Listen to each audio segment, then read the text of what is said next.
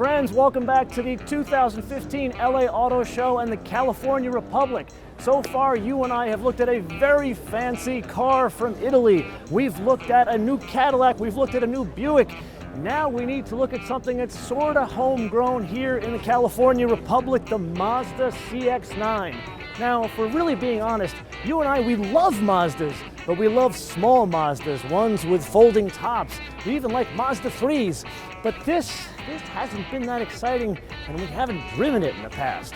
Well, there's been some changes, and I think you and I need to unpack some of the changes from a technical point of view and a design point of view. So let's start with the engine.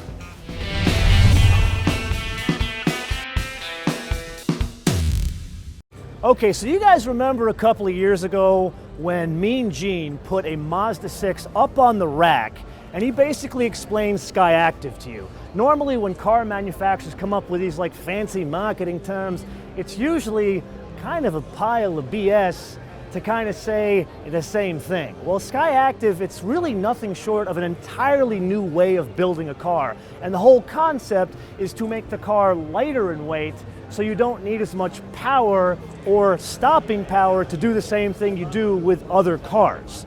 So that has been, let's say, every single Mazda, the CX-5, the CX-3, the 3, and of course now the Miata, which we drove this past summer and had a very hard time giving it back to Mazda. Let's just say there were some tears involved and a lot of yelling. But this one, they really haven't done that yet, and actually this one's been around for a while, at least the old CX-9. Now, there is SkyActiv. Let's start with the engine. So the CX-9 now is going to be all 4 cylinders. So they're going to do a 4-cylinder, 2.5 liter. We've seen this 4-cylinder before, but this one, they're slapping a turbocharger on it. So now it gets somewhat complex depending on where you live. So if you live in a region like I do, where gas is very expensive and only 91 octane, you get 227 horsepower. But if you live in the Northeast, or the greatest city in the world, New York, where you can get 93 octane, 250 horsepower. Now, as interesting as that is, let's put that off to the side, because you and I, we like to talk about torque. So the torque here, 4-cylinder, I'm kind of surprised to tell you this, 310 pound-feet of torque that comes in at 2,000 RPM. Now there's an interesting thing that they've done here. I was talking with one of the engineers, and the engineer was telling me that in developing this engine, they were like, we do want to go with a more efficient 4-cylinder engine, but really this is a big vehicle. So how do you make that work? Well, instead of just coming up with like a super powerful like rally engine, they followed the people around who would be potential buyers of these things. So like suburban mommies, they followed around and said, how are you driving these things? And so they tuned the engine to have torque come in very low and very usable around town. So in other words, you and I are not going to track this thing. Okay, so we got the engine, let's put that off to the side. Now you and I have seen a huge theme as of late. Now, this is a good sized vehicle. This is definitely a family hauler, 3-row, the whole thing. We just looked at that Cadillac, we looked at the Buick, we drove the Kia, and the Camaro as well. Everything, like the theme nowadays is to lower the weight. Now I tried to get Dave Coleman to tell me the weight here. He wouldn't tell me the full weight here. The only thing he told me was he took 250 pounds out of the CX-9. So it's actually 250 pounds lighter, but wait, there is more. He wanted to make this thing more fancy. Now just as an aside here, Dave Coleman, you guys have seen this guy before in a couple of our episodes. I thought I was a serious car guy. I now have to like abdicate my throne as a serious car guy because Dave Coleman got married on the corkscrew at Laguna Seca. On the corkscrew at Laguna Seca.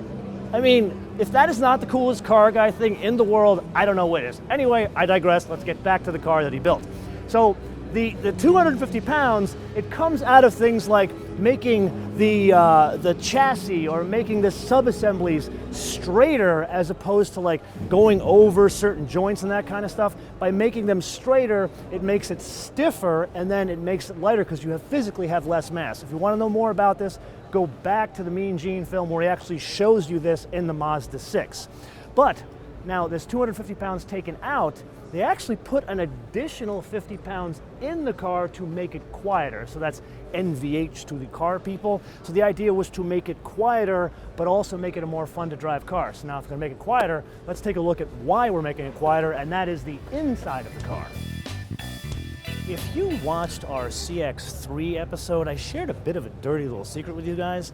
The interior of the CX-3, which is the lesser model to the CX-5, is actually significantly nicer than the CX-5, and that's because they changed kind of the design theme of the interior in that process to the CX-3. Well, this is like the next evolution of it. Now, if you are familiar with Mazdas, they generally have a Sport, a Touring, and a Grand Touring trim level. Now they're doing this thing called the Signature, like the ultra fancy model, and this one has Nappa leather. It has aluminum trim, but it's real aluminum trim, that is not plastic. And then check this out, the wood that's here. So if you guys, we've spent a lot of time talking about Lexus, how they have the wood from Yamaha, the piano manufacturer. Well, there is a manufacturer called Fuji that manufactures guitars for Yamaha. Those are the people that are making the wood here. Then the rest of like the theme you've seen throughout all Mazdas, even now the Miata with the unified controller and the screen in there, now you see this here. And you know what? I think let's table this discussion, let's put a pin in this and come back to it when we actually drive this car.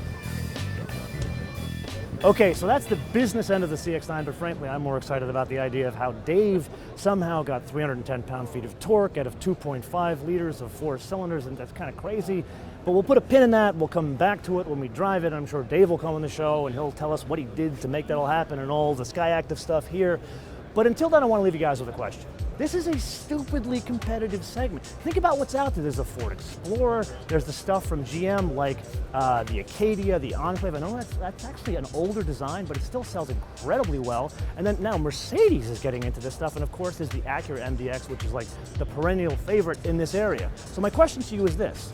Which one you would choose? Would you choose the CX-9 or any one of those that I brought up? And don't just tell me which you would choose, why you would choose it, and what region of the world you live in. And also, for good measure, are you married and how many kids do you have? Or actually, how many dogs do you have?